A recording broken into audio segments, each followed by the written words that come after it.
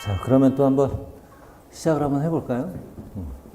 일반 생물학대 일반반 같은 경우는 이제 보강을 안 했는데요. 속도를 좀 빨리 낼 수가 있어서. 그런데 심화 때는 보강을 할 겁니다. 아마도 4주 이상은 할 예정이에요.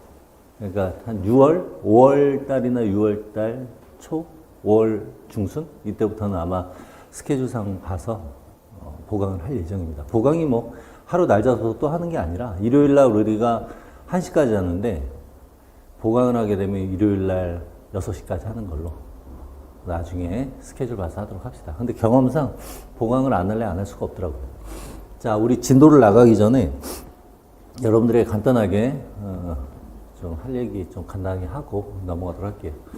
자, 일단 공부할 때 여러분들 첫 번째로 지금 뭐 3월이 됐으니까 한국사 능력 검정 시험은 다 패스를 했을 거라고 예상을 하는데 혹시라도 안 한 친구들이 있으면 꼭 패스하도록 하세요.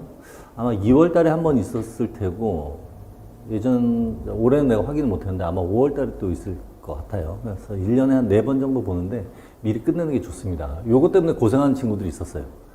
그래서 이거 빨리 끝내버리고요. 그 다음에 두 번째로는 여러분들이 이제 공부하는 방법에 대한 얘기를 할게요. 뭐 출제 경향 같은 경우는 설명회 때 얘기를 다뤘기 때문에 여러분들이 설명회를 참고하면 되는데 12월 달에 한 설명회는 1시간 동안 이렇게 길게 한 거라서 좀 축약된 거, N수생을 위한 전략 설명회, 합격 전략 설명회를 2월 달에 했으니까 20분짜리, 20분, 30분? 30분 정도 되니까 그거 참고하면 될 겁니다. 경향은 별거 없어요. 그냥 뭐 내가 중간중간 얘기하겠지만 여러 가지 용어들을 다 외워야 된다. 뭐 단량체라든가 전구체, 뭐 효소 이름, 뭐 실험 방법 이런 것들은 다 외워줘야 됩니다. 서술형에도 그런 용어들을 쓰라는 내용들이 나오기 때문에 그거 다 외워줘야 되고요. 그리고 실험적인 해석도 작년에는 실험 문제가 해석하는 문제가 없었는데 그 전에는 실험에 대한 문제가 종종 나왔어요. 최근 추세가 이제 실험적인 내용도 많이 나오기 때문에 그런 것들 좀 고려할 필요가 있고요. 실험 방법적인 거는 올해 또 나오긴 했습니다. 2022학년도 때. 그래서 실험적인 거는 뭐 우리가 그 수업 중간중간에 얘기할 테니까 해석하는 방법, 어떻게 접근하는지 그런 거는 이제 계속 그 내용을 다룰 때 자꾸 여러분들 스스로도 생각하는 습관을 들이면 여러분들 익숙해질 수가 있으니까 그런 것 좀 신경 써서 좀 들을 필요가 있습니다. 뭐 그 정도예요. 그리고 뭐 기출된 문제들 보통 한 10년 전으로 해서 기출됐던 것들이 다시 또 변형해서 나오니까 뭐 기출 문제들 우리가 나중에 볼 때 여러분들 기출 문제 보면서 이런 내용들이 나왔었구나. 또 나올 수 있겠구나. 또 객관식 문제 같은 경우는 보기 내용들이 또 서술형으로 나올 수 있으니까 보기 내용들도 확인할 필요가 있고요. 뭐 그 정도로 경향은 우리가 생각해 볼 수가 있습니다. 또 나중에 기출 문제 보면서 더 체크 한번 하기로 하고요. 또 뭐 어느 파트에서 몇 년도에 출제가 됐으니까 올해는 어떤 다른 부분에서 출제가 한동안 안 됐던 다른 부분에서 나올 것이다. 이런 것도 다 분석해서 얘기해 줄 테니까 문 풀 때 기출 문제 분석할 때 다시 또 얘기합시다. 두 번째 이제 여러분들에게 공부하는 방법에 대한 얘기를 할 텐데요.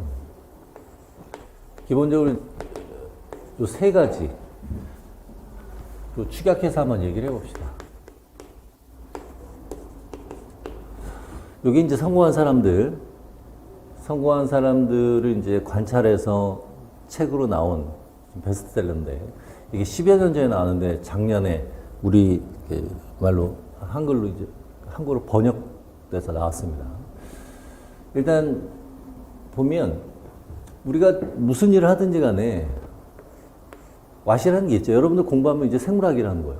그래서 생물학이라는 내용을 여러분들의 머릿속에 집어넣어야 돼요. 근데 모든 사람들이 생물학을 배우지만 성적에 차이가 생기는 이유는 공부하는 방법의 차이가 있기 때문입니다. 가장 공부하는 방법에 여러분들이 신경 써야 될 부분이 생물을 암기 과목이라고 이제 착각하는 사람들이 있는데 절대 그거 아니다. 모든 학문은 암기해서는 되지 않죠. 이해를 해줘야 되고요. 이해를 하게 되면 이해를 한 다음에 암기를 해줘야 되는데 이해를 하게 되면 암기하는 양이 줄어들어요. 이해를 많이 하면 많이 할수록 자꾸 보면서 이해를 하게 되니까 암기하는 양이 줄어듭니다. 그래서 여러분들 반드시 이해를 해야 되고요. 이해가 제대로 됐는지 안 됐는지는 질문을 통해서 확인할 수가 있습니다. 그래서 여러분들 특히 이제 인강생들 같은 경우는 Q&A에다가 올릴 수 있는데 실강생들 같은 경우는 바로바로 인강생들에 비해서 바로바로 나에게 질문을 해서 직접 얘기를 듣기 때문에 좀 더 이해폭이 넓을 수가 있으니까 특히 실강생들 같은 경우에 어려워하지 말고 질문을 하도록 하고요. 인강생들도 이제 모르면 질문을 하도록 해야 됩니다.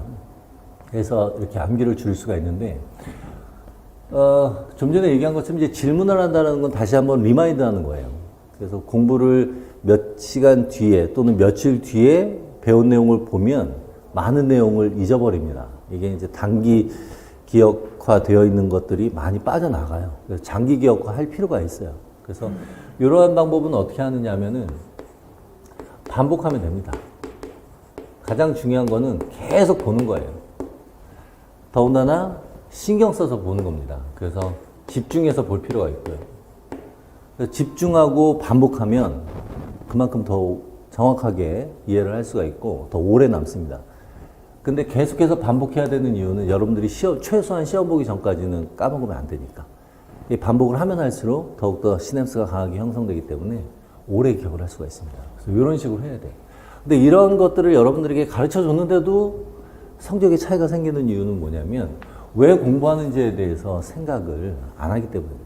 그러니까 내가 공부하는 이유는 물론 여러분들이 공부하는 이유는 시험에 합격하는 게 1차 목표죠.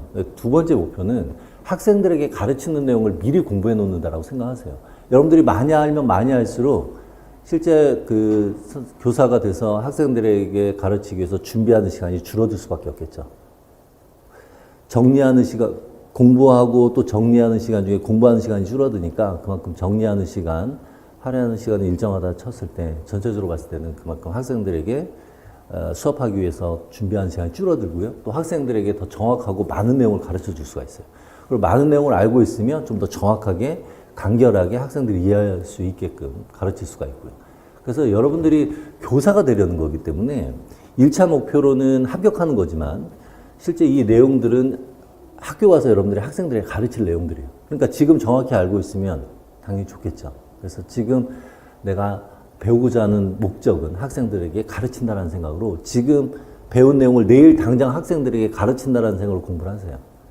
그러면 지금 당장 급하잖아요. 내일 가르쳐야 되니까. 그러니까 당연히 제대로 하려고 하고 더 많은 내용을 집어넣을 생각을 해야겠죠. 자, 이제 초시생하고 N수생, 재수생 이상의 경우 관련돼서 이제 한번 얘기를 해볼 텐데요. 초시생 같은 경우는 여유 부리지 마세요. 초시생의 대표적인 문제점이 여유를 부린다는 얘기입니다. 그게 무슨 소리냐면 첫 해는 당연히 떨어진다라는 생각을 갖고 있어요. 왜 그런 생각을 하는지 모르겠는데 그래서 첫 해에는 여유를 부립니다. 뭐 자신감은 있는데 난 하면 공부하면 될 거야. 근데 어차피 첫 해에는 잘 안 되니까 내년을 기약하고 공부해야지. 당연히 집중을 안 하게 돼요. 그래서 올해 한 해 첫 해에 합격한다는 생각으로 공부하는 게 좋습니다. 실제로 초이생들 많이 합격했어요. 뭐 어떤 학생이 그러는데 초이생 때 합격하면 학교에 플랜카드 붙여요. 그만큼 어려워요 그러는데요. 어렵지만 가능한 거예요. 그리고 많은 학생들이 실제로 합격을 했었고요. 그러니까 여유 부리지 말고. 그렇다면 이제 N수생은 N수생에게는 뭘 얘기하고 싶냐면 여유는 없어요. 이 친구들은. 그래서 조급해 합니다. 조급하면 공부 안 돼요. 공부하려면 마음에 여유가 있고요. 좀 즐거워야 돼요. 근데 조급하게 생각하면 공부가 안 돼요. 막 걱정만 하죠. 공부하다 말고. 올해 또 떨어지면 어떻게 하지? 성적이 안 오르는 것 같아. 어떻게 하지? 바람 좀 쐬야겠다. 친구 좀 만나야겠다. 그런 생각 합니다. 절대 그러면 안 돼요. 그래서 이제 초이생이나 N수생이나 여유 부리지 말고 조급해 하지 말고요. 그래서, 그리고 이제 둘 다에게 얘기해 주고 싶은 말은 공부에만 집중했으면 좋겠어요. 주변 정리 좀 했으면 좋겠어요. 이건 매번 얘기하는데 이제 딱 보면 이 친구들도 약간 이상한데 이제 뭐 평소에 얘기한다거나 행동하는 거 아침에 오는 시간 뭐 결석하는 정보 이런 거 보면 딴짓거리 하는 게 보이거든요. 물어보면 친구들 만난다, 뭐 행사 있어서 갔다, 뭐 이런 얘기들 합니다. 뭐 그리고 또 뭐 집안에 일이 있어서 그 일 한다. 특히 또 여자친구 만나러 간다. 이 산만해서 공부 안 됩니다. 그래서 여러분들 일단 시작을 했으니까 끝장을 보는 게 좋잖아요. 힘들게 공부하는데 잠깐 딴 행동을 하잖아요. 주변 정리를 안 하고 딴 행동을 하면 그만큼 나에게 할애된 시간이 줄어들고요. 뇌에서 신경 쓰는 부분이 다른 일에 빠지기 때문에 여러분들 공부하는데 그 뇌가 집중을 할 수가 없습니다. 그래서 여러분들 꼭 주변 정리를 했으면 좋겠어요. 이거 진짜 안 지키더라고요. 이제 여러분들이 지금 당장은 뭐 그럴 수 있는데 좀 시간이 지나면 여유를 부리거나 좀 이제 좀 힘드니까 공부하다 보면 지치니까 딴 데 한눈을 팔기 시작하는 친구들이 있는데 제발 특히 이제 초이생 같은 경우는 또는 4학년 같은 경우 교생 실습 가지고 친구를 만납니다. 뭐 이성 친구라기보다는 그냥 친구를 사귀어요. 그래서 이제 가끔 만나서 술 한잔하고 그런 거 하지 말란 얘기예요. 공부만 하세요. 바로 이러한 것들이 작은 차이를 만들게 돼요. 이 작은 차이가 점점 커집니다. 뭐 예전에 필립스 면도기였나? 거기서 작은 차이가 명품을 만든다고 하잖아요. 여러분들에게는 이 작은 차이가 합격을 결정짓게 돼요. 보통 이제 떨어진 친구들 보면 막 뭐 5점, 10점 이런 식으로 떨어진 친구들 없어요. 보통 뭐 1점, 커봐야 1, 2점이고요. 뭐 0점 몇 점 때문에 떨어졌다 이런 소리들 많이 합니다.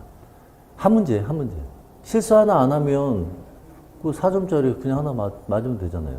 근데 워낙 이제 공부를 잘한 친구들은 막 뭐 실수로 한 두세 개 틀려도 합격해요. 두세 개 틀리면은 최소 기본적으로 6점 이상은, 뭐 성적이 떨어졌을 텐데도 다 합격을 하더라고요.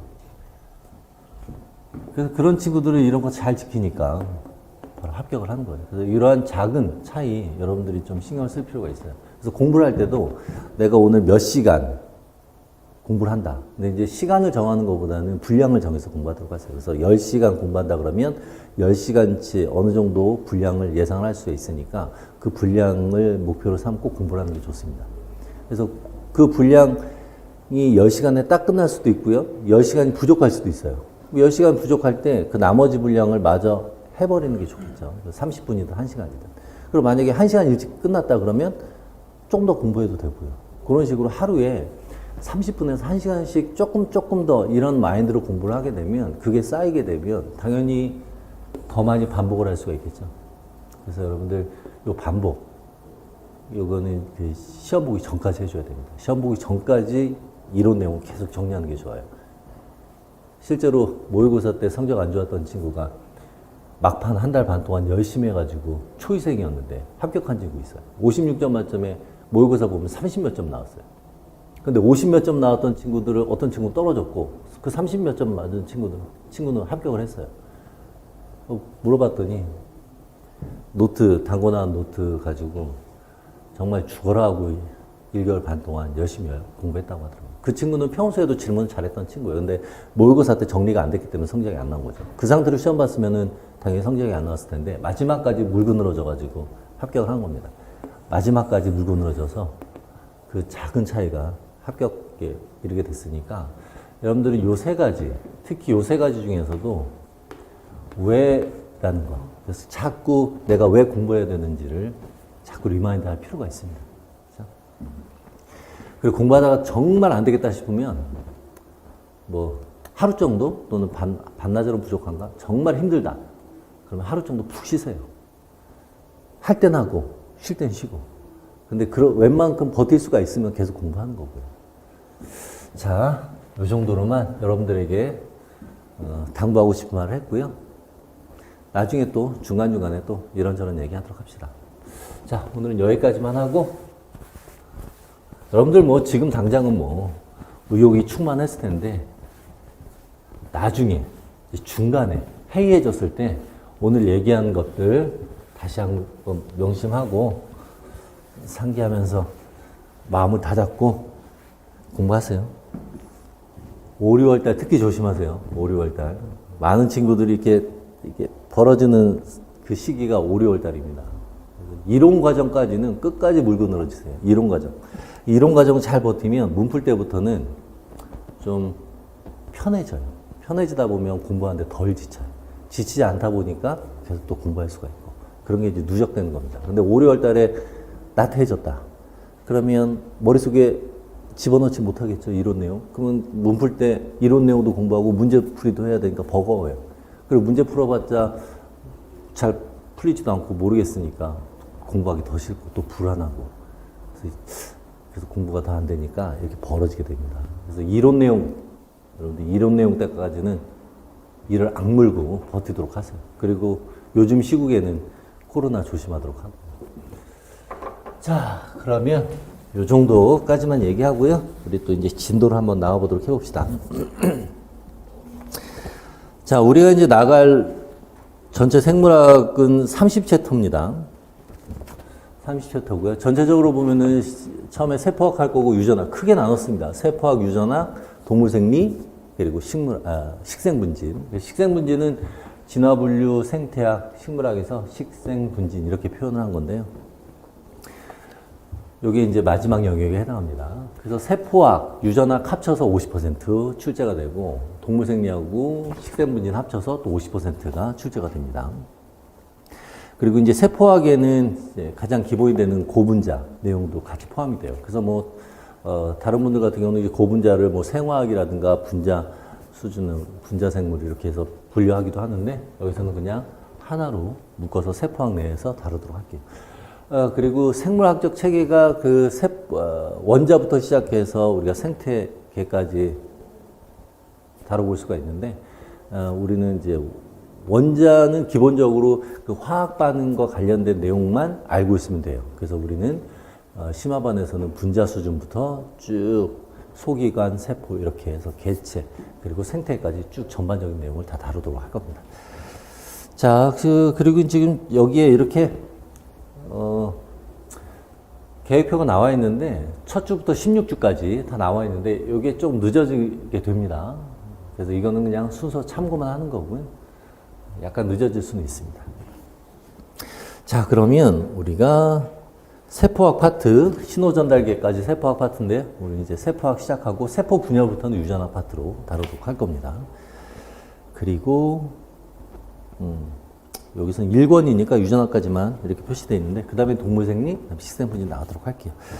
자, 그러면 우리 챕터 1부터 한번 나가보도록 해봅시다. 자, 일단 생물학을 해야 되니까 생명체가 어떤 특징이 있는지 이제 살펴봐야 되고요. 그러한 특징에 따라서 우리가 배우는 겁니다. 그리고 생명체는 분자로 이루어져 있고요. 특히 분자 중에서도 생명체의 대부분을 차지하는 고분자가 아주 중요한 기능을 담당하고 있고 구조를 형성하고 있기 때문에 고분자를 집중적으로 하도록 할 겁니다. 그래서 오늘은 할 얘기가 생명의 특성에 대한 얘기를 할 거고요. 그리고 생명체를 구성하는 성분, 가장 대표적인 게 물, 그리고 그 다음으로 많이 차지하고 있는 고분자에 대해서 살펴볼 텐데 오늘은 고분자 중에서도 아마 단백질 중간까지 나갈 수 있을 것 같아요. 전체는 못 나오고. 그리고 내일 되면 핵산, 계획은 핵산을 마무리 짓는 건데 아마 진도상으로 어떻게 될지는 모르겠어요. 자, 어쨌든 그래서 전반적인 생물의 특징부터 한번 얘기를 해보도록 합시다. 자, 생물이라는 것은 하나의 개체를 의미합니다. 자, 이러한 생물 개체가 이렇게 있어요. 자, 생물체 구조적 기능적 단위는 세포입니다.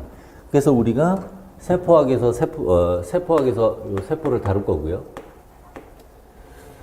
자, 그리고 생물은 자손에게 유전 정보를 전달해야 되죠. 그리고 또 그 유전 정보에 따라서 그 생명체의 특징이 나타납니다. 자, 유전 정보를 보면 이 유전 정보는 DNA에 들어 있고요. 자, DNA에 있는 유전 정보는 RNA를 거쳐서 단백질이 되도록 합니다. 그리고 이러한 단백질이 바로 그 생물체의 형질을 나타내요. 형질은 그냥 뭐 겉으로 나타나는 외형적인 모습뿐만 아니라 그 생명체 내에서 일어나는 그런 물질 대사 과정, 그런 것들을 다 포함하는 겁니다. 자, 이러한 유전 정보는 우리가 유전학에서 다루도록 할게요. 자, 그리고 생물은 진화를 하죠. 얘는 진화 분류에서 우리가 다루도록 할 거고요.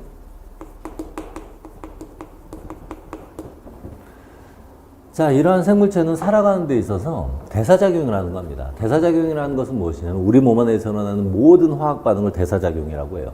그 화학 반응이라는 것은 바로 이 화학 결합이 형성되거나 또는 끊어지는 것이 화학 반응입니다. 그리고 그러한 화학 반응, 이제 화학 결합 형성되고 끊어지는데 중요한 것은 왜 결합하고 끊어지느냐? 이때 이제 전자의 속성, 즉 옥테트 규칙이라는 것 때문에 그러죠. 그래서 이제 그 원자가 있으면 원자 핵이 있고 주변에 전자가 있는데 가장 바깥쪽에 있는 전자는 그 수가 꽉 차야 됩니다. 그래서 첫 번째 그 궤도를 도는 전자는 2개면 꽉 차고요. 그다음에 두 번째 궤도부터는 8개가 전자 8개가 꽉 차는 거예요. 그래서 전자가 만약에 모자른다. 그러면 그 최외곽 전자, 가장 바깥쪽에 있는 전자의 개수가 꽉 차도록 하기 위해서 다른 원자와 전자를 공유하게 됩니다. 그러면서 공유결합이 형성되고요. 그렇게 공유결합이 형성될 때 전자를 공유하는 정도의 차이, 즉 그 전자를 끌어당기는 힘을 우리가 전기음성도라고 하는데 그 전기음성도에 따라서 두 원자 간의 그 전자를 끌어당기는 정도가 다르기 때문에 극성이 유발됩니다. 그래서 그러한 극성이 유발돼서 수소결합이라는 것이 형성되고 너무 전기음성도 차이가 크면 전자를 아예 뺏어가 버려요. 그러면서 이온이 만들어져요. 그래서 그러한 이온들끼리 결합을 하면 이온 결합이에요. 그리고 물과 친하지 않은 극성이나 이온성을 띠지 않는 경우는 물과 친하지 않게 됩니다. 왜냐하면 물이 극성이기 때문에. 그런 경우는 물과 친하지 않아서 자기들끼리 뭉치게 되는데 그게 바로 소수성 결합이죠. 그래서 공유결합과 공유결합이 아닌 비공유결합 중에 수소, 이온, 수소결합, 이온결합, 소수성 결합 이런 결합들이 형성됐다가 끊어지는 것이 화학 반응이고요. 그러한 화학 반응을 통칭해서 우리가 대사작용이라고 표현하는 거예요. 그리고 이러한 대사작용을 통해서 에너지는 변환이 일어납니다. 그러한 에너지 변환과 대사작용이 생물체 내에서 일어나게 돼요. 자, 그럼 대표적인 대사작용은 무엇이 있느냐? 복잡한 그 유기물이 만들어지는 것과 또 분해가 되는 것, 단순한 유기물로 분해가 되는 것 두 가지로 볼 수가 있습니다. 그래서 이화작용과 동화작용, 크게 이렇게 나눠볼 수가 있고요. 이화작용은 분해다라고 생각하면 됩니다. 복잡한 것을 단순한 것으로. 대표적인 것이 세포흡이에요. 동화작용은 반대로 단순한 것을 복잡한 형태로 만드는 겁니다. 대표적인 예가 광합성입니다. 그리고 이러한 내용들은 우리가 세포학에서 다루도록 할 거예요. 챕터를 따로따로 구분해서 다루도록 할 겁니다. 자, 이런 식의 에너지 변환과 대사작용을 통해서 생물은 생장을 할 수가 있고요. 생식을 할 수가 있죠. 자, 생장과 생식. 다세포 개체의 경우 생장이라는 것은 세포의 수가 늘어나는 것이고요. 생식이라는 것은 그 생시세포를 만드는 과정을 통해서 배우자를 만드는 것이죠. 그래서 이러한 생장과 생식의 경우는 세포가 새로 생기는 것이기 때문에 바로 세포 분열을 통해서 이루어지고요. 세포 분열은 앞에서도 봤듯이 우리가 유전학에서 다루도록 할 겁니다. 왜냐하면 세포 분열을 통해서 동일한 그 유전 정보가 복제가 되고 자손에게 딸 세포에게 전달이 되는 과정이 일어나기 때문에 우리가 유전학에서 다룰 겁니다. 자, 이렇게 살아가는 동안 이 생물들은 주변 환경과 항상 상호작용을 합니다. 환경에는 생물적인 요소도 있고 무생물적인 요소도 있어요. 그래서 다른 생물이 이 생물에게는 환경에 해당하는 거죠. 그래서 항상 반응을 보이는데 그러한 환경의 반응을 보일 때 그 반응을 보이는 기준이 무엇이냐면 이 몸 안에 그 환경을 유지하는 것, 그것이 유지하기 위한 반응이 일어나요. 그래서 몸 안의 환경이 체내의 환경이 일정하게 유지되는 것을 우리가 항상성이라고 하죠. 그래서 이러한 반응을 보이면서 항상성을 유지하는 것은 동물 생리 파트에서 우리가 다루도록 할 겁니다. 자, 생물체는 분자들이 결합을 해서 소기관을 형성하고 세포를 형성하고 조직, 기관계, 동물 같은 경우 기관계, 그러면서 개체가 만들어집니다. 그렇게 작은 것들이 모여지면서 생물체가 만들어지는데 그렇게 모여질 때 단순하게 모임으로만 끝나는 것이 아니라 새로운 기능들이 추가로 형성이 됩니다. 이것을 우리가 창발성이라고 표현을 하죠. 그래서 이 창발성, 이 창발성 같은 경우도 우리가 동물 생리에서 찾아볼 수가 있으니까 동물생리에서 한번 보도록 해봅시다. 왜냐면 이제 기관이 형성돼서 하나의 기관들이 모여서 기관계를 형성했을 때 없던 새로운 기능들이 생기는 것이니까요. 동물생리에서 우리가 다루도록 할 거고요. 분자 순위에서 창발성은 있습니다. 자, 그 다음에 이제 상호작용. 우리가 이제 반응을 보인다고 했죠? 상호작용. 이게 이제 그 환경과 상호작용을 하는 것인데, 상호작용 위주로 우리가 다루는 부분이 생태학이에요. 그래서 우리가 생태학에서 생물과의 상호작용, 무생물과의 상호작용을 살펴보도록 할 겁니다. 자, 우리가 이제 생물 관련돼서 이런 내용들을 살펴볼 겁니다. 다 배워야 돼요. 그죠? 자, 여기서 이제 추가로 우리 창발성하고 상호작용 간단히 언급하고 넘어가도록 합시다. 자, 일단 창발성에 대한 개념. 1 더하기 1은 2가 되는 것이 아니라 플러스 알파, 하나 더 생긴다 라는 얘기고요. 새로운 기능이 생긴다는 얘기입니다. 자, 우리 생물학적 체계를 한번 봅시다. 분자. 이때부터 이제 생명현상의 특징들이 조금씩 나타나기 시작하는 겁니다. 그래서 우리가 분자는 뭐 단순한 분자도 있겠지만 주로 고분자 위주로 얘기를 할 거고요. 자, 이런 분자들이 모여서 소기관을 형성합니다. 소기관 예를 들면 뭐 핵이라든가 미토콘드리아 이런 것들이 있겠죠. 그리고 이러한 세포 소기관들이 모여서 세포를 만들게 되고요. 이러한 세포 때부터 본격적으로 생명 현상의 그러한 특징들이 나타나기 시작하죠. 완전한 생명의 특성들이 나타나는 것이 세포예요. 그래서 세포는 생명체의 구조적 그리고 기능적 단위를 형성한다. 그래서 기본 단위에 해당합니다. 자, 그리고 세포들이 모여서 조직을 형성하는데요. 유사한 기능을 갖는 세포들끼리 모여서 조직을 형성하는 겁니다. 그래서 동일 종류의 세포 그룹이라고 우리가 얘기를 할 수가 있고요. 자, 조직이 모여서 기관을 형성해요. 자, 이때 기관 형성할 때는 서로 다른 조직들이 다 모이게 됩니다. 그래서 동일 종류가 아니라 다른 종류의 조직이 모여서 만든 것이 기관에 해당하죠. 그리고 이제 그 다음 단계가 개체예요. 자, 그런데 식물의 경우는 여기서 조직계가 있고요. 동물의 경우에 있어서는 기관계가 있습니다. 이 내용 마저 정리하죠. 자, 식물의 경우에 있어서는 조직계가 있어요. 식물이고요.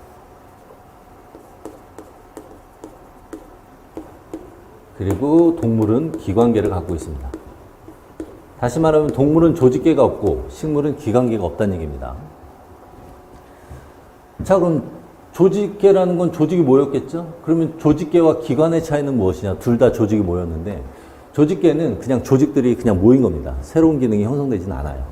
기관이라는 건 조직들이 모여서 새로운 기능이 형성되는 경우에 우리가 기관이라고 얘기를 할 수가 있습니다. 식물은 단순해요. 그래서 조직계도 딱 3가지 있으니까 나중에 식물학 하면서 조직계 간단하게 보면 되고요. 기관도 달랑 2개로 우리가 나눌 수가 있습니다. 생식기관, 영양기관. 그래서 식물은 간단합니다. 구조상으로는. 동물은 근데 복잡해지죠. 그래서 동물은 기관계 하나가 하나의 챕터, 동물 생리할 때는 기관계가 하나의 챕터로 우리가 동물 생리학에서 다루도록 할 겁니다. 자, 요 정도로 하고요. 자, 우리 상호작용 한번 보도록 해봅시다. 그래서 이 창발적, 이러한 생물학적 체계가 가면서 고분자에 없던 것들이 소기관에서 나타나고요. 소기관들에서 없던 그러한 기능들이 이제 세포에서 나타나고 그런 식으로 해서 창발적인 특징이 생물학적 체계가 윗단계로 갈수록 나타난다. 이렇게 생각하면 되겠습니다. 자, 그 다음에 이제 상호작용 한번 봅시다. 하나의 개체, 이제 우리가 좀 전까지는 고분자에서 개체 수준까지 우리가 살펴봤는데, 이제 개체 이후부터 또 우리가 생물학적 체계를 나눌 수가 있습니다. 자, 개체들이 있으면요.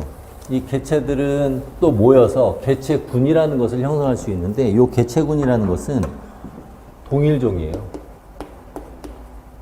동일종에 해당하는 애들이 특정 지역에 이렇게 모였을 때 우리는 개체군이라는 표현을 씁니다.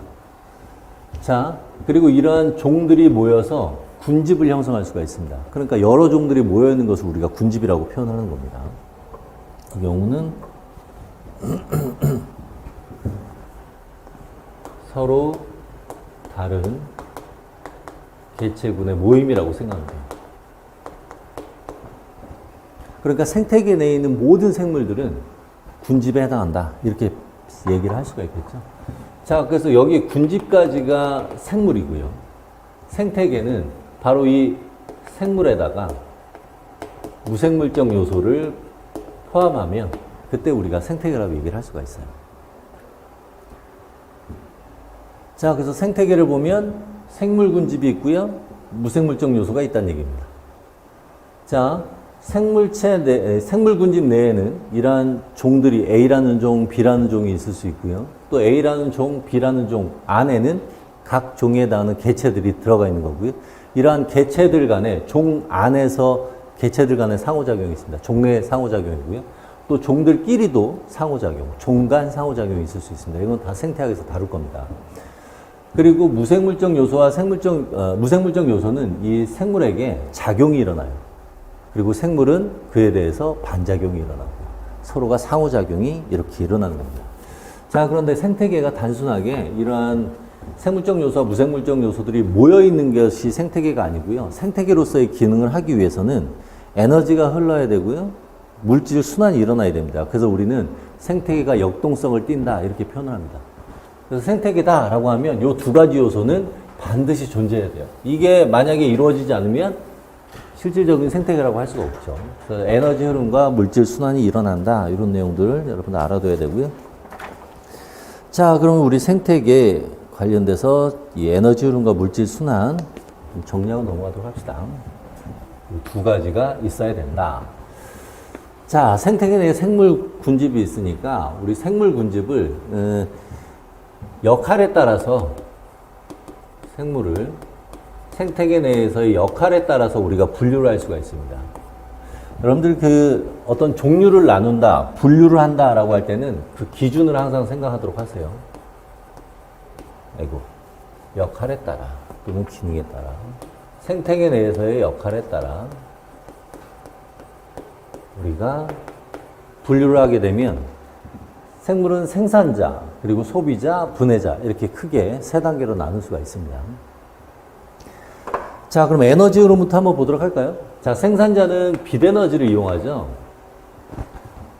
그래서 그 빛에너지를 이용을 해서 이제 광합성을 하게 되고요. 그 광합성 산물이 소비자에게 전달되면서 빛에너지가 화학에너지로 전달되고, 자, 화학결합을 하게 되면 에너지를 갖게 돼요. 그래서 화합물은 화학결합을 갖고 있으니까 화학에너지가 있다라고 얘기를 하는 겁니다. 그래서 광합성을 통해서 만들어진 유기물은 화학에너지를 갖는다. 즉 빛에너지가 화학에너지로 전환이 돼요. 그래서 소비자에게 전달되고요. 또 생산자는 죽거나 또 소비자가 죽거나 또 배설물, 사체 그리고 배설물 이런 것들이 분해자는 분해를 할 수가 있습니다. 그러면 거기에 분해를 하는 과정에서 또 에너지를 얻을 수가 있겠죠. 자, 그러면서 에너지가 분해자에게 전달이 됩니다. 그런데 이렇게 전달될 때는 100% 전달되는 것이 아니고요. 일부가 전달됩니다. 왜냐하면 얘네들이 받을 때 일부만 받고요. 그 일부를 받아서 그 유기물이 만들어지면 그 유기물을 자기가 사는데, 살아가는데 사용을 합니다. 즉, 물질 대사 과정에 일부는 사용을 하고요. 다른 부분이 전달이 되는 거예요. 그러다 보니까 그 대사 과정에서 열이 발생해요. 그래서 전체가 전달되는 것은 아니고요. 일부는 열에너지로 나옵니다. 소비자 역시도 열에너지로 나오고요. 분해자 역시도 열에너지로 나와요. 그래서 전체적으로 보면 들어온 에너지만큼, 이 생태계에 들어온 에너지만큼 에너지는 나가게 됩니다. 그래서 항상 에너지는 흘러간다라는 표현을 쓰는 것이죠. 자, 이번에는 물질을 한번 볼까요? 좀 전에 얘기했듯이 이 에너지라는 건 물질을 통해서, 물질이 변환될 때 그 물질을 통해서 전달이 되는 겁니다. 자, 그러면은 광합성을 한다는 얘기는 유기물을 만드는 것이죠. 그 만들 때 복잡한 단계를 만들기 때문에 비자발적입니다. 그래서 에너지를 필요로 하기 때문에 빛에너지를 사용하는 거예요. 빛에너지를 사용해서 복잡한 물질을 만들게 될 때 유기물을 만드는데, 유기물이라는 것은 탄소 골격을 갖는 화합물입니다. 그러니까 탄소 골격을 어디에서 얻느냐? 바로 공기 중에 있는 CO2로부터 얻습니다. 그래서 CO2를 이용을 해서 탄소극을 갖는 유기물을 만들게 되고요. 그 유기물이 이제 소비자에게 전달되는 것이죠. 그리고 분해자에게 전달되면 얘는 또 분해를 하게 되니까 분해자가 분해를 할 때 유기물은 무기물로 바뀌고요. 이 과정에서 탄소는 하나하나 떨어져 나오면서 CO2 형태로 나올 수가 있겠죠. 자, 물론 생산자가 지금 이 붉은색은 두꺼운 실선은 표현이 여기 있구나. 자, 두꺼운 실선은 에너지 흐름이고요. 지금 점선은 물질 순환입니다. 그래서 여기는 에너지고요. 여기 얘는 이제 물질이라고 볼 수가 있는데요. 물질이 점선은 이렇게 흘러가는데 CO2가 이렇게 들어왔듯이 이제 CO2가 나갈 수도 있는데 생산자 소비자도 CO2를 내보내죠. 바로 호흡 과정을 통해서 CO2를 내보낼 수가 있습니다. 그러니까 이런 식으로 생산자 역시 호흡을 해야 되겠죠. 에너지를 생성을 하려면 미토콘드리아를 통해서 에너지를 생성합니다. CO2 나갈 거고요. 뭐 해당 과정에서 또 ATP를 생성할 수 있죠. 자, 그런데 이제 CO2가 나오는 것은 이제 미토콘드리아를 통해서 분해하면서 나오게 되고요. 역시 소비자도 CO2가 호흡을 통할 때 역시 CO2가 나올 수가 있습니다. 자, 이런 식으로 물질은 생물에게 갔다가 무생물적 요소로 왔다 갔다 합니다. 요 안에서 맴돌아요. 그래서 물질은 순환을 한다라는 표현을 쓰는 겁니다. 자, 요 정도로 하고요.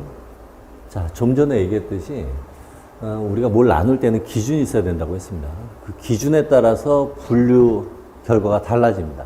그리고 실제로 이게 2016년도인가에 출제가 됐습니다. 요 내용을 한번 보도록 해봅시다. 자, 생물을 이제 분류하는 방법인데 앞에서는 역할에 따라서 생산자, 소비자, 분해자로 나눴다면 지금 여기서는 다른 기준으로 나누는 겁니다. 그때 기준을 나눌 때 용어가 달라진다는 얘기죠. 자, 에너지원은 어디서 얻느냐에 따라서 달라질 수가 있는데요. 에너지원을 빛으로부터 얻으면 우리는 광영양 생물체 또는 광영양체 이런 표현을 씁니다. 그럼 식물이겠죠. 화학영양체는 화합물, 즉 생물체에서 화합물이라는 것은 유기물이니까 유기물로부터 에너지를 얻으면, 즉 유기물을 분해함으로써 그 유기물 가지고 있는 화학결합이 끊어질 때 나오는 에너지를 이용을 하면 그때는 화학영양체라는 표현을 쓰고요. 자, 이번에는 탄소가 어디에서 유래했느냐에 따라서 독립, 종속이라고 얘기할 수가 있는데요. 자, 광합성 할 때는 탄소 어디서 왔어요? CO2에서 왔죠? 그래서 탄소원이 CO2면 독립영양체. 그리고 탄소원이 유기물이면 종속영양체. 이렇게 표현을 하는 겁니다. 자, 그럼 이와 관련돼서 예를 한번 들어보면요. 자, 식물과 동물을 예로 들 수가 있습니다. 자, 식물의 경우는 빛 에너지를 이용하고 탄소는 CO2로부터 얻으니까 광, 독립, 영양체다. 이렇게 표현을 할 수가 있습니다. 광, 독립, 영양체. 자, 동물의 경우는 화학, 종속, 영양체 나와있죠. 화학, 종속, 영양체. 자, 그 다음에 이제 전자를 어디에서 얻느냐에 따라서 또 나눌 수가 있는데, 무기 영양체 또는 유기 영양체로 나눌 수가 있습니다. 무기는 이제 무기물이라는 얘기죠. 그러니까 H2S, H2 이런 것들로 얻으면 우리는 무기 영양체. 유기라는 것은 유기물로부터 전자를 얻는 것이죠. 자, 유기 분자로부터 얻으면은 우리는 유기 영양체 이렇게 얘기를 합니다. 자, 그러면 식물의 경우는 어떨까요? 식물의 경우는 광합성을 할 때 H2로부터 얻죠. 그러니까 광, 독립, 영양체 여기다가 이제 무기를 포함해서 얘기를 할 수가 있습니다. 여기다 사이에다 쓰면은 예를 들어서 뭐 무기 이런 식으로. 자, 동물의 경우는 어떨까요? 뭐 여기다 사이에다 쓴다면 유기 분자로부터 전자를 얻습니다. 전자가 이제 전자전달기 생각하면 됩니다. 광합성 할 때 전자전달기에 명반응이 있죠. 그때 물을 분해해서 전자를 얻었어요. 동물 같은 경우는 세포호흡을 할 때 전자를 얻죠. 그때는 유기분자를 분해하고 그 분해할 때 나온 전자를 이용을 했습니다. 그래서 여기는 유기. 그래서 광, 무기, 독립영양체, 화학, 유기, 종속영양체. 이렇게 얘기를 할 수가 있겠죠. 이런 식으로 문제가 출제가 됐습니다. 그래서 이제 표 만들고 특징들 써주고요. 가로 넣기 해서 집어넣는 문제가 예전에 출제가 됐었어요. 자, 이런 식으로 이제 항상 종류를 따지거나 분류를 할 때는 기준이 무엇인가를 항상 염두에 두고 생각을 해줄 필요가 있습니다. 자, 우리가 이제 전반적인 얘기를 했고요. 생물체에 대한 전반적인 얘기를 했는데 이 생물체의 특성은 실험을 통해서 얻은 거예요. 그 실험을 검증하는 단계, 여러 단계를 거치면서 이러한 원리로 생명 현상이 나타난다. 이런 기적들을 밝힌 겁니다. 그러다 보니까 이제 문제에서도 그러한 실험적인 해석을 할 수 있는지 여부를 묻는 문제가 나오게 되는 것이죠. 그래서 여러분들은 이 과학적 탐구 방법에 대해서 알 필요가 있습니다. 자, 우리 과학적 탐구 한번 살펴보도록 합시다.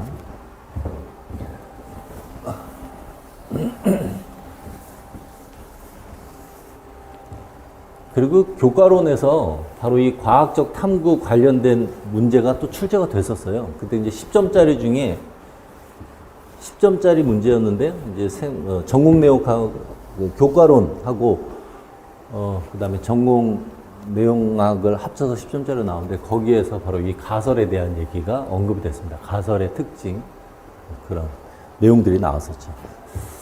자, 그러면 과학적 탐구 두 가지 방법이 있는데요. 발견과학과 가설유도과학이 있습니다. 발견과학이라는 건 귀납적이다. 가설유도과학은 연역적이다. 이렇게 얘기를 하는데 귀납적의 의미는 뭐냐면 아주 많은 관찰을 합니다. 그래놓고 결론을 내리는 거예요. 예를 들면 모든 생물을 관찰해 봤더니 다 세포가 있네? 모든 생물체는 세포로 구성되어 있구나. 이렇게 결론을 내리는 거예요. 그리고 다윈 같은 경우는 전 세계를 돌아다녔습니다. 그랬더니 어떤 생물들을 봤더니 공통점이 있는데 다른 점도 있는 걸 보고서 진화가 공통조상으로부터 진화가 됐구나 이렇게 밝힌 거예요. 관찰 후에 결론을 내린 건데 이거는 아무래도 힘들죠. 모든 생물을 다 관찰하기도 힘들기 때문에 요거는 힘들고요.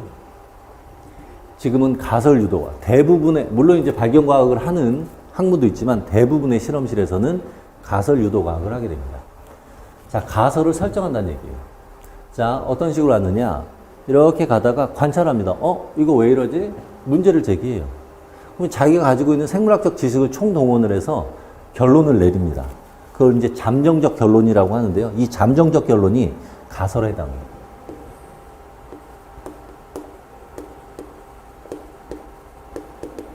잠정적 결론이기 때문에 이게 맞는 건 아니죠. 맞는지를 어떻게 해야 돼요? 확인해야 되겠죠.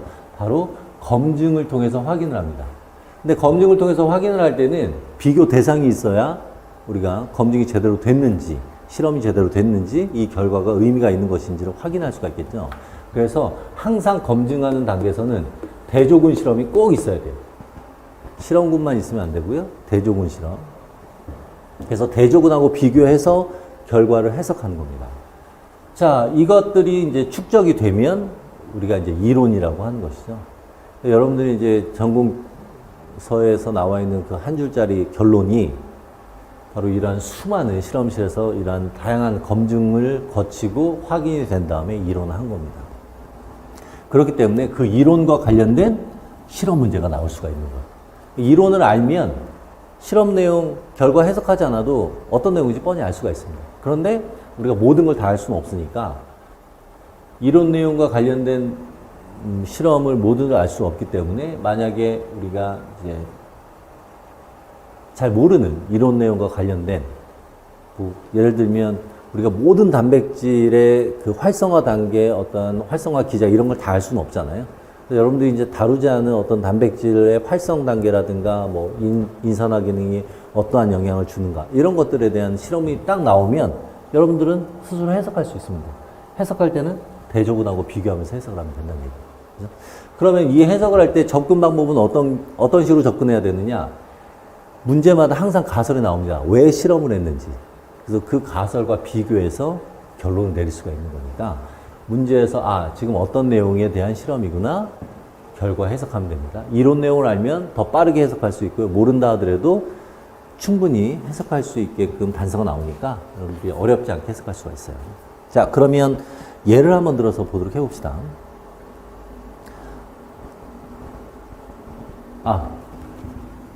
요 가설의 특징은 잠정적 결론이라고 했잖아요.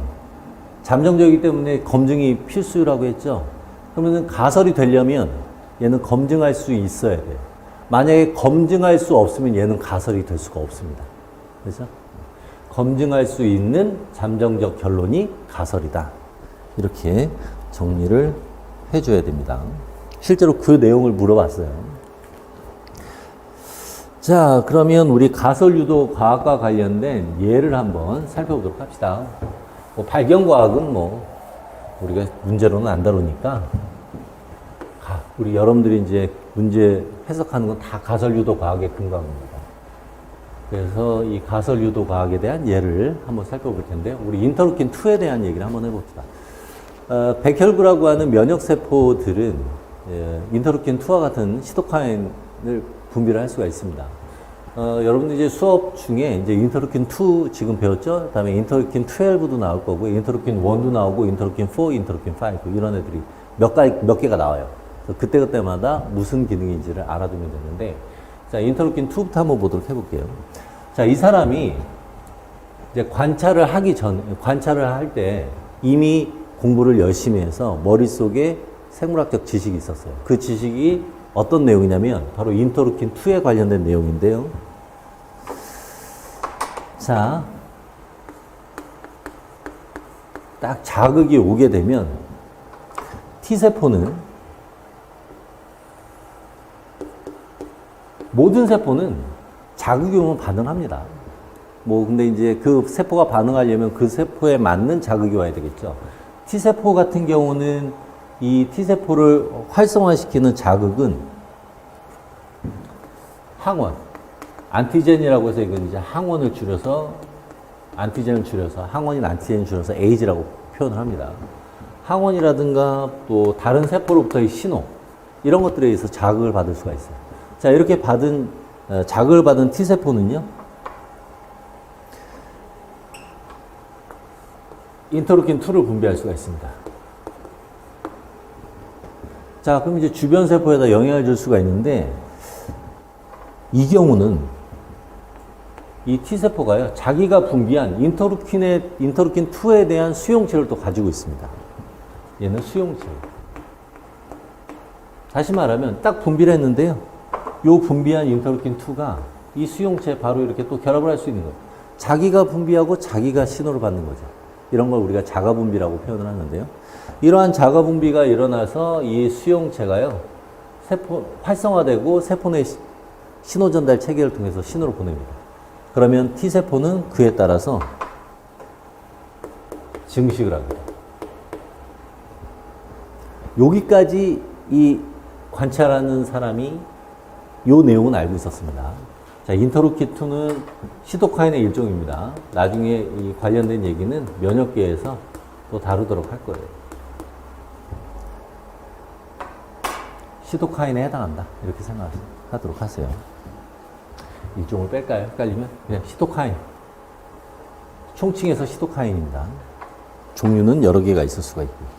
자, 요 정도 이제 지식이 있는 상태에서요, 어떤 걸 관찰을 했냐면, 어떤 물질을 처리했더니요, 이 T세포가 증식을 하더래요. 자, 그럼 이 사람이 알고 있는 건, T세포가 증식을 했을 때는 인터루킨2가 있을 때인데, 어쨌든 요 관찰한 다음에 이제 생각한 거죠. 물질 A가 어떻게 T세포 증식에 영향을 줄까? 중간에 어떤 애들이 관여할까 생각을 하다가 자기가 좀 전에 알고 있던 내용을 딱 집어넣어서, 아마도 물질 A가 처리되면 증식에 관여하는 인터루킨2가 증가할 것이다. 이렇게 생각을 한 겁니다. 그래서 이걸 가설로 딱 잡아놓은 거예요. 어차피 인터루킨2 증가하면 T세포 증식할 테니까. 인터루킨2가 증가하는 것만 이제 가설로 삼은 겁니다. 자, 이 가설은 잠정적 결론이에요. 그래서 반드시 검증을 해줘야 돼요. 검증 가능한 내용으로 가설을 세워야 되겠죠. 자, 이제 검증을 합니다. 검증이라는 건 실험이에요. 자, 실험에서 중요한 건 대조군이 있어야 된다고 했었죠. 자, 음성 대조군, 양성 대조군. 자, 음성 대조군은 무엇이냐면요. 물질 A를 처리하지, 자, 물질 A를 처리한 건 실험군이고요. 물질 A를 처리하지 않은 건 대조군입니다. 그래서 비교를 통해서 결과가 A에 의한 결과가 있는지 없는지를 보는 겁니다.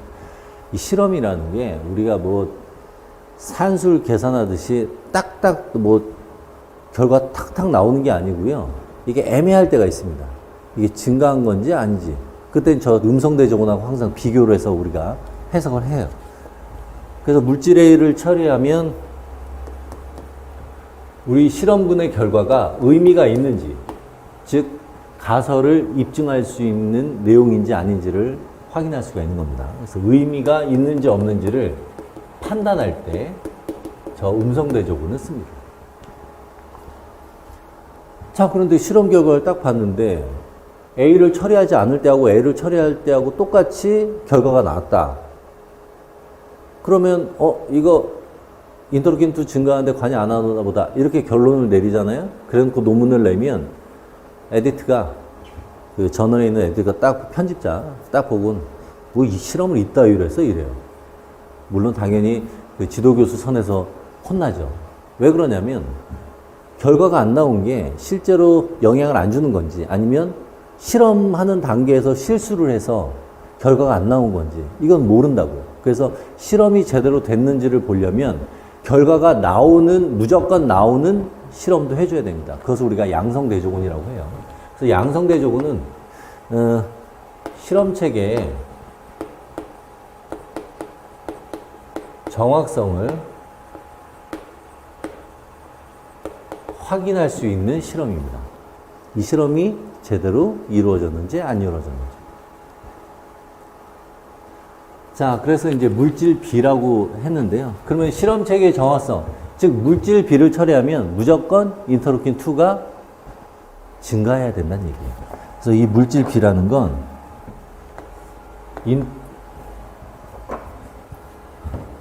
물질 B라는 건 인터루킨2가 처리했을 때 인터루킨2가 증가한다라고 이미 알려진 물질이에요. 이미 알려진 물질.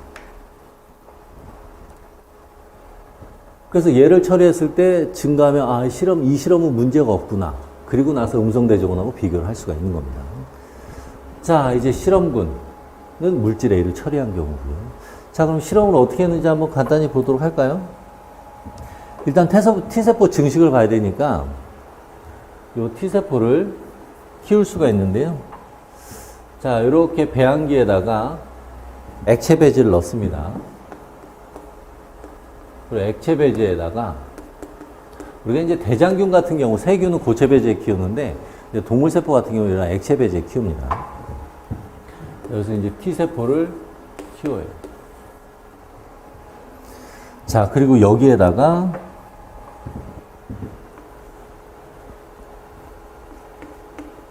A를 처리하거나 또는 처리하지 않거나 또는 B를 처리하거나 A, B를 동시에 처리하면 안 됩니다. 이렇게 우리가 처리하는 걸 변인이라고 하는데 변인은 하나만 조작을 해줘야 돼요. 그래서 조작 변인은 하나, 단일 조작 변인이라고 표현을 하는데 이 밑에서 다시 얘기할게요. A 처리하거나 또는 B 처리하거나 이렇게. 자, 그래서 이렇게 처리를 하고요. 그러면 이 T세포는 인터루킨2를 분배하겠죠. 인터루킨2의 분비량을 측정을 할 수가 있습니다. 자, 그래서 결과는 이제 인터루킨2의 분비량을 측정한 값이 결과에 해당하겠죠. 자, 결과를 한번 여기다 정리를 한번 해보도록 합시다. 자, 여기다 그래프 간단하게 한번 그려보도록 할게요. 둘, 네 칸. 그래서 하나, 둘, 셋, 네 칸. 자, 결과는 항상 Y축에다 표현을 합니다. Y축 표시된 것은 그 결과값이라고 생각하면 돼요. 인터루킨2의 분비량. 자, 처리하지 않은 경우.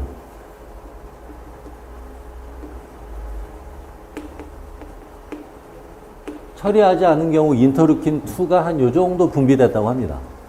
자, 이번에는 A를 처리한 경우, 아니, B를 처리한 경우 봅시다. 이 정도. 자, B를 처리했더니요, 인터루킨2가 증가했어요. 이거 실험 결과 제대로 된 거죠.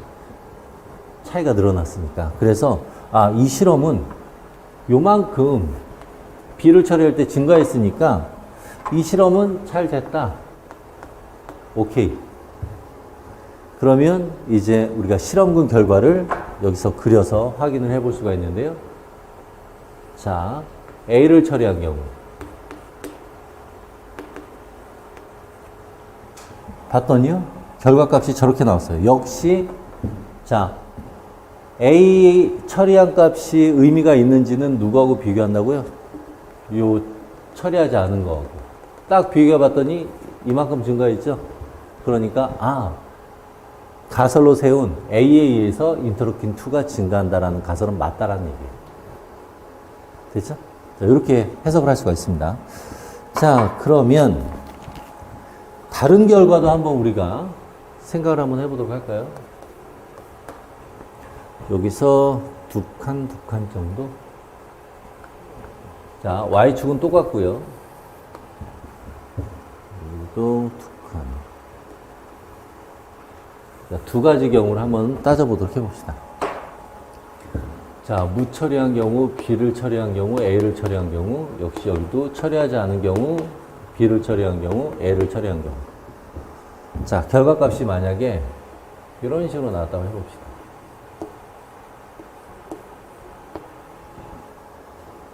여러분들이 이제 여기서 처리하지 않았는데 왜 인터루킨2가 나올까? 혹시 이런 생각을 갖는 사람도 있을 텐데요. 어떤 자극이 왔을 때 분비한다라는 표현을 했을 때 자극이 없다고 해서 분비가 안 되는 건 아니에요. 그러니까 평소에도 자극이 없을 때도 일정 수준은 뭐 어떤 물질을 분비할 수 있습니다. 이건 이제 우리가 평상시 수준, 자극이 없을 때의 수준을 우리가 긴장 수준이라고 하는데 긴장 수준에서 어느 정도 분비가 있을 수 있어요. 물질에 따라서. 그러니까 긴장 수준에서도 일정량의 인터루킨2가 분비될 수 있기 때문에 이 정도 수치값이 나올 수가 있는 겁니다. 그리고 실험상의 오류라든가 뭐 백그라운드에 의해서 나올 수는 있는 거예요. 그러다 보니까 우리가 항상 비교를 해줘야 되는 거예요. 그러니까 이게 왜 나왔지 이런 고민할 필요는 없어요. 그렇죠?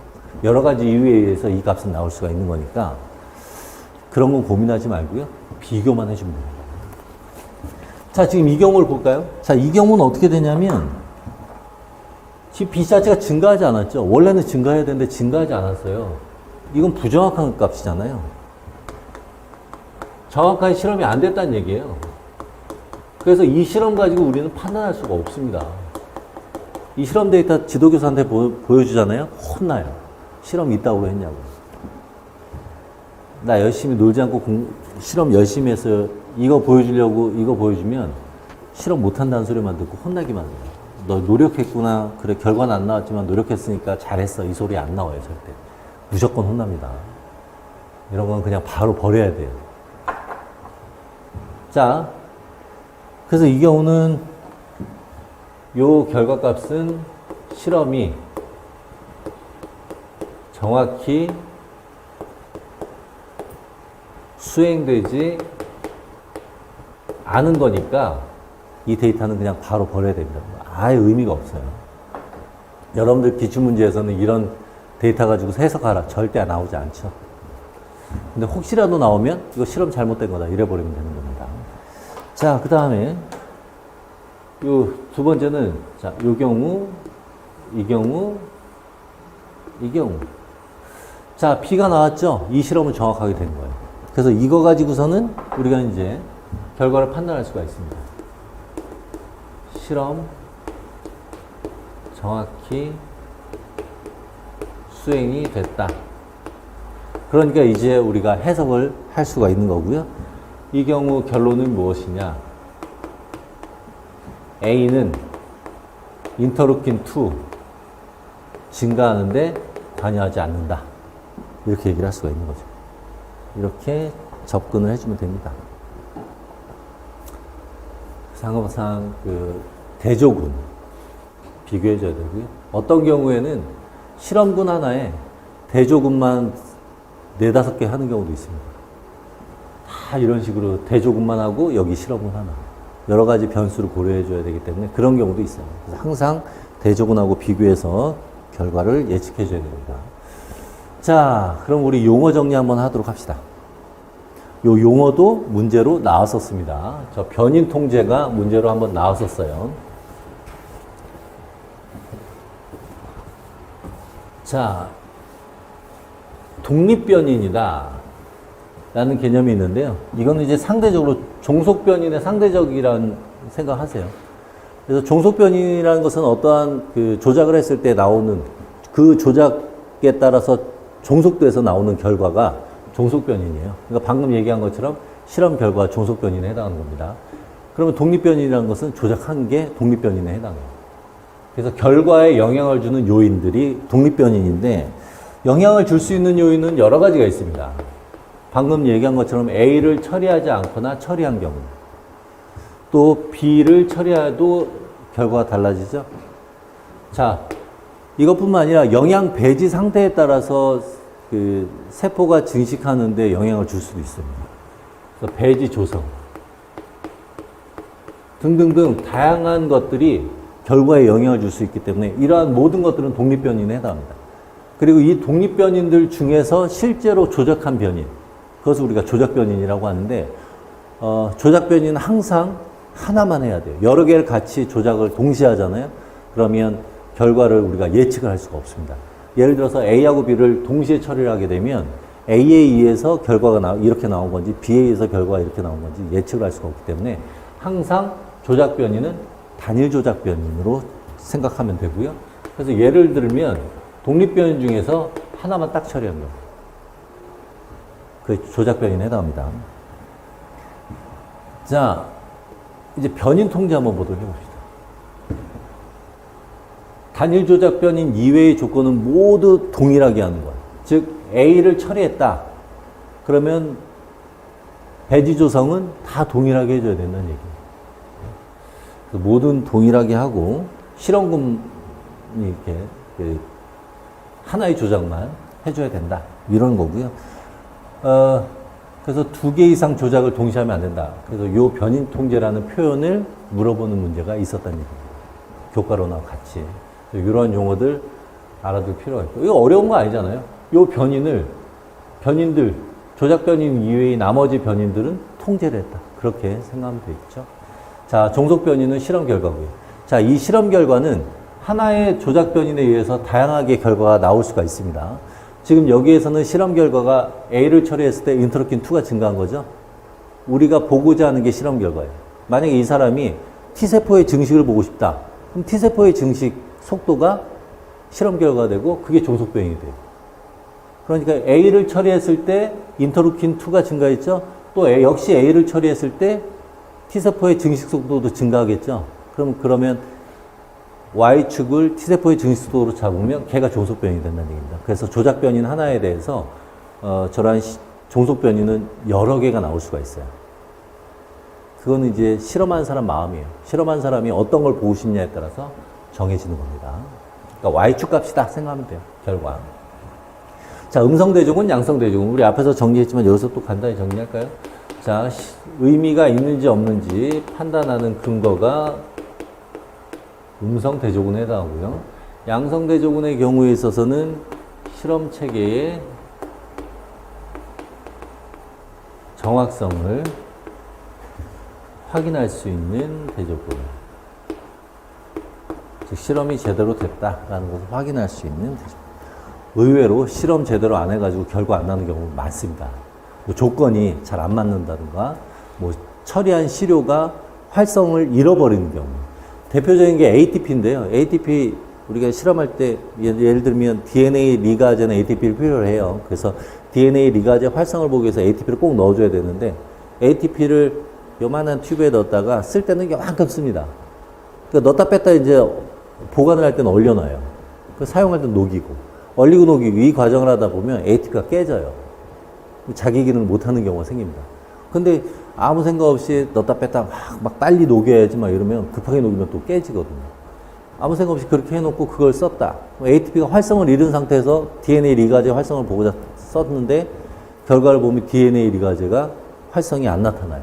그러면 어떤 물질에 의해서 DNA 리가즈가 활성을 잃은 건지 아니면 ATP 때문에 잃은 건지 모르잖아요. 그래서 항상 정확성을 확인할 필요가 있다는 얘기입니다. 의외로 말도 안 되게 결과가 안 나올 때가 있습니다. 그건 실험상의 어떤 다양한 원인 중에 하나 때문에 결과가 안 나온 것이기 때문에 양성대조군은 필요하죠.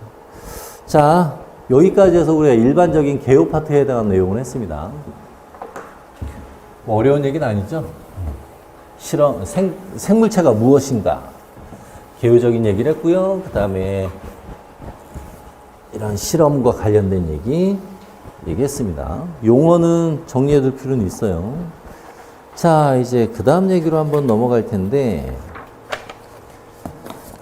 이제 생물체를 구성하는 성분에 대한 얘기를 할 거예요. 여기서 이제 원소는 원자를 의미하는 것이 아니라 구성 성분이라고 생각하세요. 구성 성분, 구성 요인, 뭐 이런 것들. 성분. 자, 우리 생체를 구성하는 가장 많은 부분을 누가 차지하고 있느냐?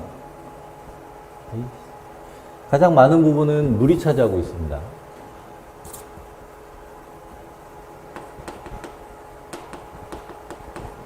그 다음으로 많이 차지하고 있는 게 고분자예요.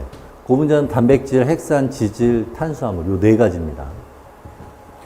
그 다음으로 이제 차지하는 것들이 이제 이온이라든가 여러 가지 종류의 이온이라든가 뭐 단순한 작은 분자들, 이런 식으로 돼 있어요. 그래서 우리는 물을 먼저 얘기를 할 거고요. 특성에 대해서. 고분자를 다룰 거고요. 이온이나 작은 분자는 나중에 우리가 동물 생리하면서 계속 나옵니다. 그때 이제 어떤 이온들이 많이 사용되는지 그때 이제 자세히 볼 수가 있어요. 대표적으로 뭐 칼슘, 대표적으로 동물 생리 파트에서 칼슘이 많이 사용되죠. 어쨌든 이런 건 나중에 하기로 하고요. 자, 우리 물부터 한번 살펴보도록 해봅시다. 하나, 둘, 셋, 넷.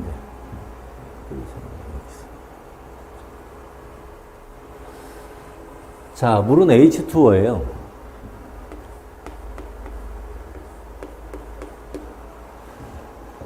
자, 산소는 원자 번호가 16입니다. 그 얘기는 양성자가 16개가 있다는 얘기고요. 그 수와 마찬가지로 전자도 16개가 있다는 얘기예요. 자, 그럼 핵이 있으면 전자가 16개니까 첫 번째 궤도에는 2개의 전자가 돌 거고요. 그 다음 궤도에는 8개의 전자가 꽉 차서 돕니다.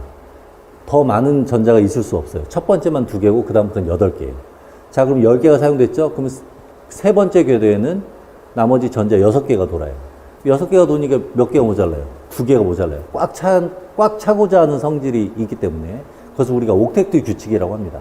그럼 2개가 모자라니까 그 2개를 다른 원자와 전자를 공유해서 넣으려고 하게 됩니다. 그래서 수소는 전자가 하나예요. 그래서 전자 하나를 수소하고 공유를 하고요. 또 다른 수소하고 전자를 공유해서 2개를 빌려오게 되는 거죠. 그러면 가장 바깥쪽에 있는 최외곽 전자의 개수가 6개에서 8개가 되면서 꽉 차게 되죠. 그 옥텟트 규칙을 만족할 수가 있습니다. 자, 수소도 마찬가지입니다. 수소는 양성자 하나고요. 전자도 하나입니다. 그러니까 첫 번째 궤도에 전자 하나만 돌고 있어요. 그런데 2개가 꽉 차야 안정적이죠. 그래서 2개를 꽉 채우기 위해서 산소하고 전자를 공유하고요. 얘도 공유를 하게 됩니다. 그래서 안정적인 물 분자가 만들어질 수가 있어요. 그런데 전기음성도의 차이가 있다고 했었죠. 앞에서 언급을 했었죠. 여기다 한번 정리를 해볼게요. 자, 전기음성도. 자, 저렇게 전자를 공유할 때 원자들마다 공유하는 전자를 끌어당기는 정도가 다릅니다. 자, 전기음성도는 끌어당기는 정도는 원자마다 다른데요. 고분자를 구성하는 4개의 원자만 우리는 알고 있으면 됩니다. 다른 거는 우리가 화학을 공부하는 것이 아니기 때문에 생체 내에서 중요한 4개의 분자, 4개의 원자만 알고 있으면 돼요. 산소, 질소, 탄소, 수소.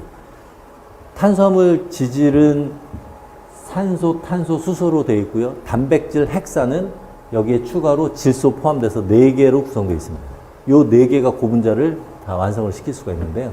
전기음성도가 가장 큰 거는 산소가 가장 크고 그 다음에 질소, 그 다음에 탄소예요. 이 탄소가 이제 중간 정도의 전기음성도를 갖고 있죠. 자, 그러니까 탄소하고 수소하고 저런 식으로 고유결합을 하잖아요. 엄밀히만 하면 극성이 생깁니다. 그런데 그 극성 차이가 너무 작기 때문에 화학에서는 극성이 있다고 하지만 우리 생물학에서는 극성이 없다라고 취급을 해버려요. 그래서 탄소하고 수소 간에는 극성이 형성되지 않는다라고 생물학에서는 알고 여기 다루니까 여러분들은 극성이 없다 생각하세요. 하지만 탄소와 질소는 전기음성도 차이가 크기 때문에 극성이 생기고요. 탄소와 산소 간에도 극성이 생깁니다. 즉 전기음성도 차이가 크면 극성이 생긴다고 생각해요. 그러니까 산소하고 수소는 전기음성도 차이가 크니까 극성이 생깁니다. 즉 전자가 여기 지금 전자 공유하고 있죠. 위쪽에서 전자가 산소에 많이 쏠린다는 얘기예요. 그럼 마이너스 전하를 띄고 있는 전자가 많이 가니까 이 산소 왼쪽 상단 부분은 델타 마이너스라는 극성을 갖게 된다고 표현을 합니다. 그럼 수소는 그만큼 전자를 많이 뺏기게 되는 셈이니까 델타 플러스. 한쪽으로 전자가 이렇게 막 도는데 산소에 치우쳐서 이렇게 돈다는 개념이에요. 완전히 뺏긴 건 아니고. 자, 반대쪽도 마찬가지입니다. 수소 델타 플러스고요. 이쪽 아래쪽 델타 마이너스예요. 그래서 공유 결합을 하고 있는 분자는 전기음성도 차이가 큰 원자끼리 공유 결합을 할 때 극성을 나타낼 수가 있습니다. 물 분자는 이런 식으로 극성을 나타내게 돼요. 자, 이렇게 물 분자는 극성을 나타내는 극성 분자에 해당합니다. 그래서 극성 분자이기 때문에 극성 용질에 대해서 좋은 용매로 사용될 수가 있어요.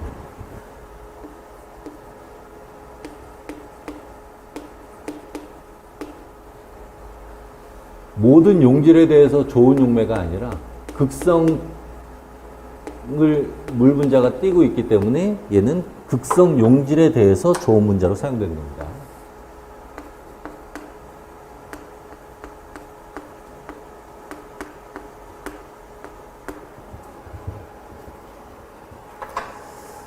자, 그 다음에 자, 지금 물 한 분자가 있죠? 그럼 물을 또 다른 분자가 이렇게 올 수가 있죠.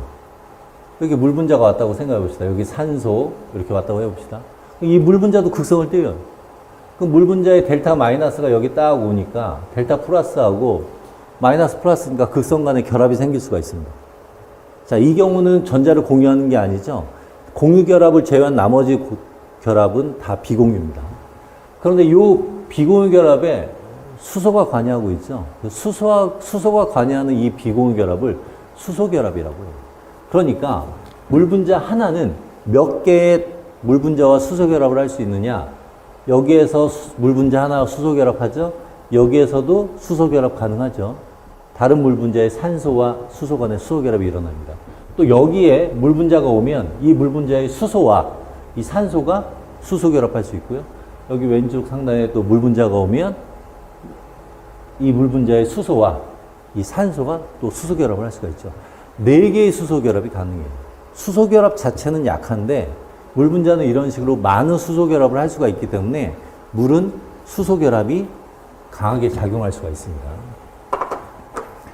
그래서 물 분자는요, 수소 결합을 형성할 수 있는데 요 수소 결합이 많이 형성될 수가 있어서 물의 특징 중에 하나가 물끼리 강하게 결합하고 있어요. 수소 결합으로 인해서. 그래서 응집력이 큽니다. 자, 그리고 물 간의 수소 결합이 많으니까 그걸 끊으려면 에너지가 많이 필요해요. 즉, 액체 상태일 때 이렇게 결합하고 있고요. 기체 상태는 이 분자 간의 거리가 멀어지는 거잖아요. 다시 말하면 수소 결합이 끊어지는 겁니다. 수소 결합을 많이 끊으려면 에너지가 많이 필요해요. 즉, 물인 상태에서 기체가 되는 기화가 될 때 에너지가 많이 필요하다는 얘기예요. 그래서 기화가 될 때 필요한 열이 기화열인데 에너지가 많이 필요하니까 이 열도 에너지에 해당하죠. 그래서 기화열이 많이 필요합니다. 그 다음에 바로 이 수소 결합 때문에 표면 장력이 커요. 이 표면 장력이 뭐냐면 물이 공기와 접했을 때 생기는 힘이다. 이렇게 생각하면 됩니다. 그래서 물과 공기 접촉면에서 형성될 수 있는 표면 장력인데, 그럼 수소 결합에 의해서 이러한 특징들이 나오는 게 왜 중요하냐? 생물하고 관련이 있기 때문에 그렇습니다. 식물 같은 경우는 항상 물은 뿌리로부터 흡수돼서 잎으로 증산작용을 통해서 나가요. 항상 뿌리로부터 잎까지 한 방향으로 물관을 타고 이동합니다. 그런데 뿌리는 아래쪽에 있고 잎은 위쪽에 있으니까 중력에 저항해서 물이 올라가야 돼요. 나무 같은 경우는 지금 외국에 진짜 큰 나무는 막 100m가 넘는 그런 나무들도 있어요. 그럼 그 높이까지 올라간다는 얘기는 중력에 저항해서 올라가야 되기 때문에요. 그때 이제 증산작용이 가장 큰 힘이 크게 작용하고, 이때 또 중요한 게 응집력입니다. 물 분자가 이렇게 물관 따고 올라가다가 이 물이 올라가다가 물 기둥이 딱 끊어져 버리면 올라가는 힘을 잃어버리게 되니까 이 물 기둥이 끊어지지 않고 계속 올라갈 수가 있어야 되는데, 그때 바로 응집력 덕분에 끊어지지 않습니다. 그래서 이 응집력이 바로 물수송과 관련이 있습니다. 바로 물관 타고 이동하는 물수송. 자, 그리고 기화율이라는 건 높다라는 얘기는 물이 증발될 때 주변에 열을 많이 뺏어가요. 그래서 우리가 땀을 흘리게 되면 증발이 될 때 우리 표피, 피부에 있는 열을 뺏어가니까 피부의 열이 내려가게 된다는 얘기죠. 그래서 체온 조절할 때 요 수소결합이 관여한다는 얘기입니다. 체온 조절. 체온 조절이라는 것은 이제 체온을 올리는 것이 아니라 체온을 떨어뜨리는 거. 떨어뜨림으로써 정상적인 수준으로 체온을 조절하는 것이죠. 자, 표면 장력은 역시 물수송. 바로 이제 물 기둥이 물관 벽에 붙을 수 있게끔 해주는 그런 역할을 해주고요. 또 소금쟁이가 물 위에 뜰 수 있는 것도 바로 저 표면 장력이 있기 때문에 가능한 겁니다.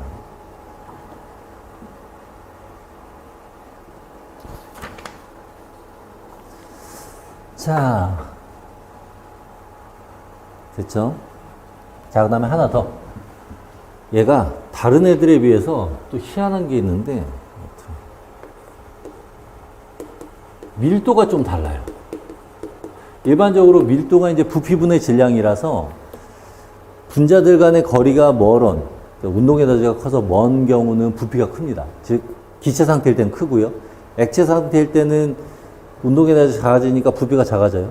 그리고 고체 상태일 때는 더 운동 에너지가 작으니까 그만큼 부피가 더 작아집니다. 그래서 고체가 될수록 부피가 점점 작아지니까 일정한 분자가 있는 상태에서 부피가 작아지니까 밀도가 커집니다. 원래 이제 고체 상태로 갈수록 밀도가 커져야 되는데, 물의 경우는 액체 상태, 사도시면 액체 상태죠.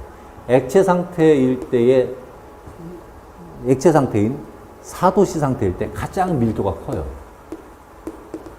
그러니까 얼음일 때는요, 이 사도시에 비해서, 사도시인 액체에 비해서 밀도가 작다는 얘기입니다. 요 사도시는 밀도가 큰데 최대치예요. 가장 밀도가 큽니다.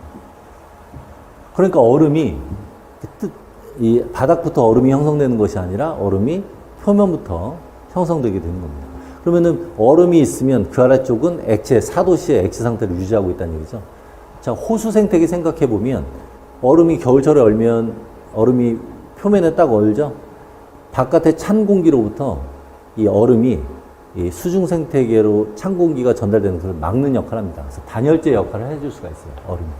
그래서 항상 겨울에도 그 수중 생태계는 유지가 될 수가 있는 거죠. 그 생물들이 얼질 않으니까. 그래서 이 얼음이 단열층으로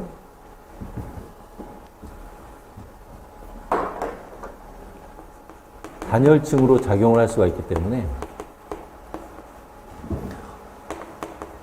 수중 생태계가 보존될 수 있습니다. 요 수중 생태계에 관련돼서도 몇 번 문제로 출제가 됐었어요. 자, 요 정도로 정리를 할 수가 있습니다. 됐죠? 자, 그래서 이제 물 관련된 얘기를 했는데, 물이 좋은 용매로, 다른 건 다 이해되는데, 이제 그렇다면 좋은 용매로 사용되는 이유가 무엇인지 요거 이해 한번 하고 넘어가도록 합시다. 자, 왜 좋은 용매로? 요번 페이지까지만 하고 쉬었다 합시다. 물에 대한 얘기까지만 하고 좀 쉬었다 할게요. 자, 좋은 용매로 작용되는 이유가 무엇일까? 자, 물은 극성을 띠고 있습니다. 그렇기 때문에 우리 생체 내에 있는 물 속에 있는 물질들은 이 표면 같은 경우는 최소한 극성을 띠고 있어요. 안정적인 구조를 갖고 있어요. 그래서 기질도 극성을 띠고 있고요. 또 생체 내에 있는 이러한 효소들도 이제 극성을 띠면서 자기 일을 할 수가 있습니다. 자, 극성을 띠기 때문에 또는 이온성을 띠기 때문에요. 얘네들하고 결합을 할 수가 있습니다. 앞에서 우리 수소 결합할 수 있다는 거죠. 자, 이런 식으로 해서 결합을 하고 있어요. 물 분자들이. 자, 여기 효소가 있는데요. 효소의 경우도 보면 여기 효소 전체 부분 중에서 기질이 결합되는 부분. 그래서 화학 반응이 일어나는 요 부위를 우리가 활성 부위라고 하는데 이 활성 부위도 역시 물과 결합을 하고 있는 상태입니다. 자, 그럼 여기만 봤을 때 물과 결합하고 있죠? 요거 용질 하나예요. 그리고 여기도 용질 하나인 셈이에요. 요것만 보면. 한 덩어리 한 덩어리라는 얘기예요. 두 덩어리밖에 없는 상태죠? 자, 그런데 얘가 이제 효소의 활성 부위에 딱 결합을 하잖아요? 그럼 떨어져 있을 때 각각에 붙어 있던 요 결합 부위에 붙어 있던 물 분자들이 떨어져 나옵니다. 그래서 프리한 상태의 물 분자들이 이렇게 떨어져 나와요. 프리한 상태니까 얘가 하나의 용질이 돼요. 뭐 용질이라고 보통 표현은 안 하는데 어쨌든 하나의 입자 이렇게 생각합시다. 그럼 얘 하나, 둘, 셋, 넷, 다섯, 여섯, 일곱, 여덟 개가 더 생기세요. 여덟 개. 그리고 얘네들 합쳐져서 하나, 여덟 개 하나, 아홉 개가 됐죠. 두 개에서 아홉 개가 됐죠. 개수가 많아졌으니까 무질서해진 셈이에요. 자, 용질의 수가 늘어나면 우리가 무질서라는 표현을 씁니다. 입자의 개수가 늘어나면. 그래서 무질서도를 우리가 엔트로피라는 표현을 씁니다.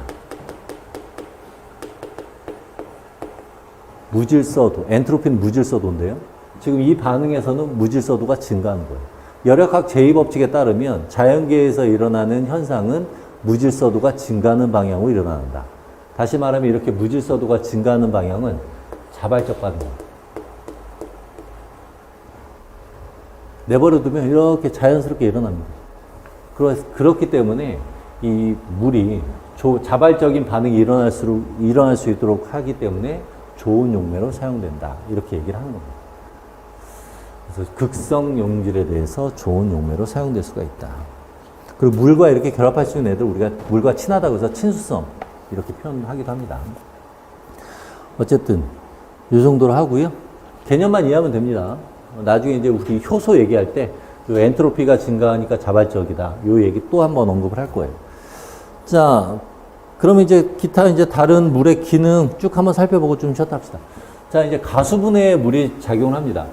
자, 단순한 물질이 복잡한 물질로 될 때, 단순한 물질 간에 결합이 일어나겠죠?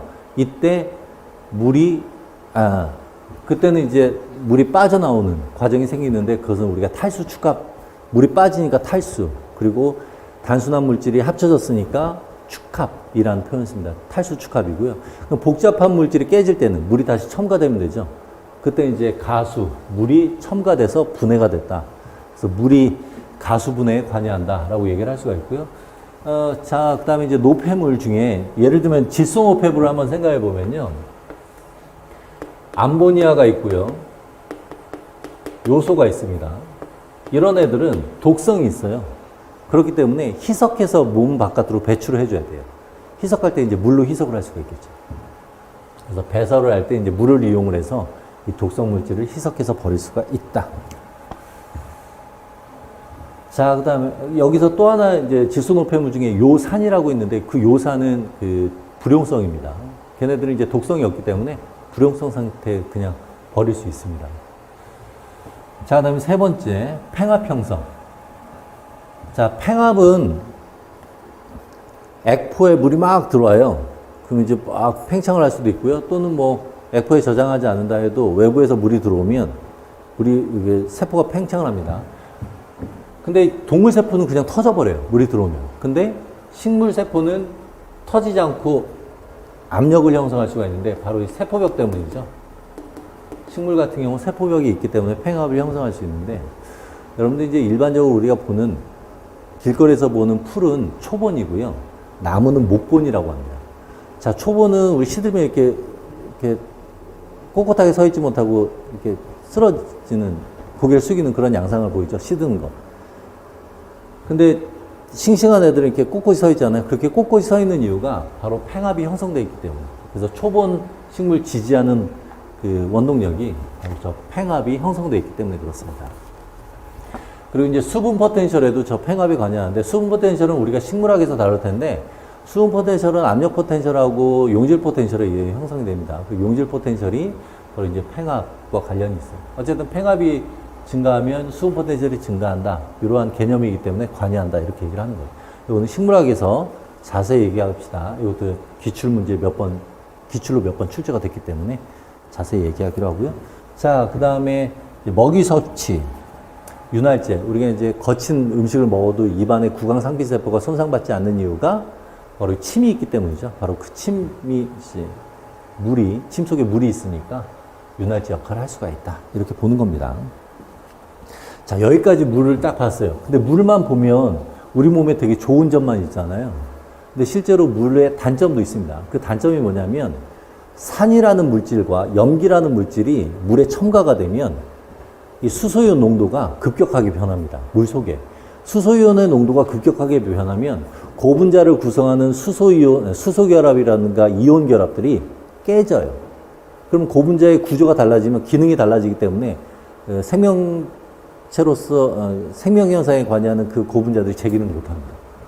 그래서 물의 단점이 바로 산과 염기가 첨가됐을 때 pH의 급격한 변화가 생기는 점.